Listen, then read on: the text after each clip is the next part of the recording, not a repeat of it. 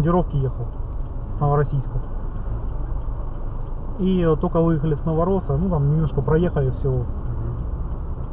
И получается... Напоминают цветущие весенние сады. Тенденции задают известные дома моды Дольче Габбана, Джорджо Армани и Веравон.